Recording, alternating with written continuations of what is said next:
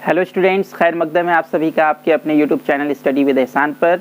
और जैसा कि आपको मालूम है कि उर्दू रिवीज़न क्लास का आज ये पहला दिन है, पहला क्लास है जिसमें हम लोगों ने सबक 1 का इंतखाब किया है। सबक 1 जो हमदे खुदाए इज़्ज़ोजल है।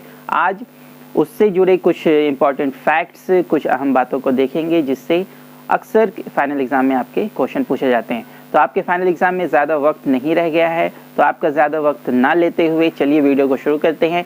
और उससे पहले एक छोटी सी गुजारिश है कि अगर आप चैनल पर नए हैं और चैनल को सब्सक्राइब नहीं किया है तो चैनल को सब्सक्राइब कर दें और बेल आइकन को भी प्रेस कर दें। तो चलिए आज का ये वीडियो शुरू करते हैं। स्टूडेंट्स, आप देख सकते हैं कि सबक 1 जिसका इंतखाब आज के इस वीडियो में हुआ है, आज इस सबक को हम लोगों को पढ़ना है।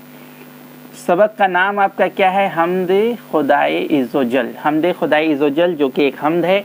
और सबसे बेसिक क्वेश्चन यहाँ पे ये इराइज होता है कि हमद आखिर होता क्या है। तो हमद वैसी नज़म है जिसमें खुदाए ताला की तारीफ़ की जाती है। जी हाँ, हमद यानी कि ऐसी नज़म जिसमें खुदाए ताला की तारीफ़ की जाए उसे नज़म हमद कहते हैं।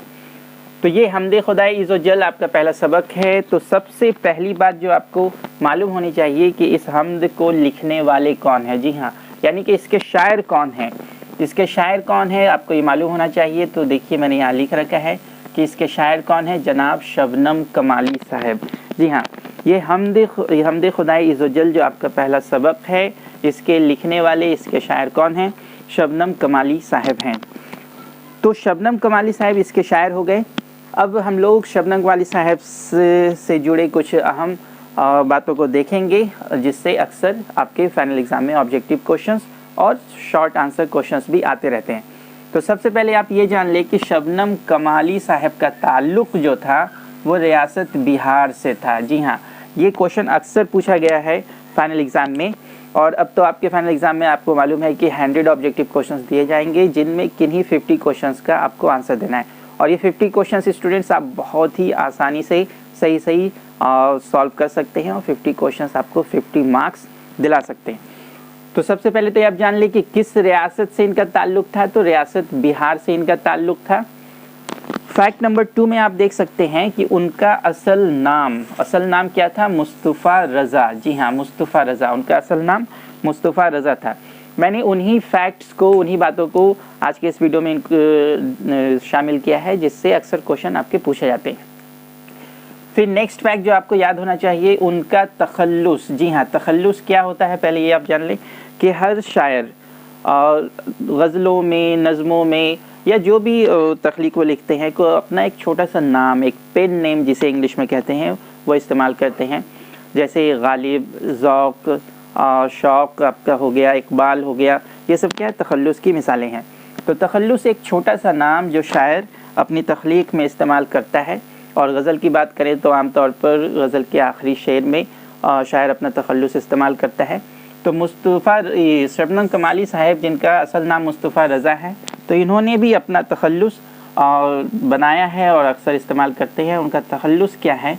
तो उनका तखल्लुस है शबनम। जी हाँ, आपको याद रखना है कि उनका तखल्लुस क्या है? शबनम है और असल नाम मुस्तफ़ा रज़ा है। नेक्स्ट बात जो आपको याद रहनी चाहिए कि उनकी पैदाइश कब हुई थी। तो उनकी पैदाइश 22 जुलाई 1938 ईस्वी में। जी हाँ, 22 जुलाई 1938 ईस्वी में हुई थी। साथ ही साथ आपको जो जाए पैदाइश है, मतलब वो किस जगह पैदा हुई ये भी याद रखना है। तो वो पोखरैरा ज़िला सीतामढ़ी में उनकी पैदाइश हुई थी। पोखरैरा जो कि कहाँ है? ज़िला सीतामढ़ी में है। ये भी सवाल आपका मैट्रिक में आ चुका है कि उनकी पैदाइश किस जगह में हुई थी। और 4 ऑप्शंस में आपका एक ऑप्शन सीतामढ़ी भी था, तो जिसका सही जवाब आपका क्या था? सीतामढ़ी।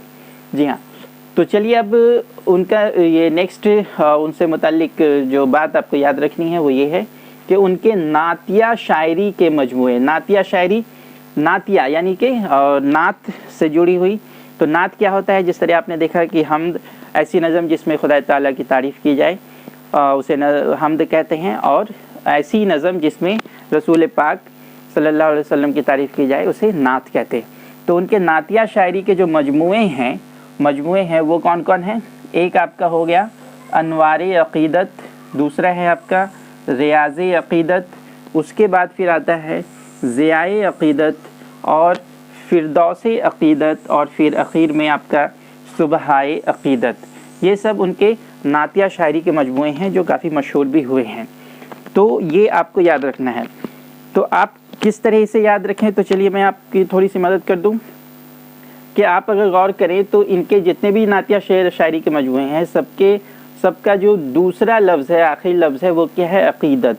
अक़ीदत अक़ीदत फ़िरदौस अक़ीदत। आप देखिए अक़ीदत और सुबह अक़ीदत पे भी आखिरी लफ्ज़ आपका क्या है? अक़ीदत। तो आप इसे स्पेशली दिस एग्ज़ाम के लिए, इस इम्तिहान के लिए आप ये याद रख सकते हैं कि जिसमें अक़ीदत लगा हो तो वो क्या है? एक नातिया शायरी का मजमुआ है। और किनका लिखा हुआ है? जनाब शबनम कमाली साहब का लिखा हुआ है। और सबसे आखिर बात जो आपको याद रखना है, ये भी एक दफ़ा आपके फाइनल एग्ज़ाम में आ चुका है कि वो कैसे आदमी थे। तो आपको याद रखना है कि वो एक मजहबी आदमी थे। जी हाँ, शबनम कमाली साहब एक मजहबी आदमी थे। तो ये कुछ बातें जनाब शबनम कमाली साहब से जुड़ी हुई जो आपको याद रखनी होगी। इससे भी बहुत सारे क्वेश्चंस, चाहे वो ऑब्जेक्टिव हों या शॉर्ट आंसर सब्जेक्टिव हों, अक्सर बनते हैं और आपके एग्ज़ाम में आते भी हैं। तो आप इसको अच्छी तरह नोट कर लें अपने नोटबुक में और इसे याद भी कर लें। और फिर नेक्स्ट वीडियो में हम लोग देखेंगे कि उन्होंने अपने इस हमद में क्या कहा है, और फिर उसी वीडियो में आपको उससे जुड़े हुए जो भी सवालात हैं उसके जवाबात को भी देखेंगे। तो आज के इस वीडियो में स्टूडेंट्स बस इतना ही। फिर मिलेंगे नए वीडियो में नए क्वेश्चंस के साथ, नए फैक्ट्स के साथ। तब तक के लिए इजाज़त दीजिए। शुक्रिया।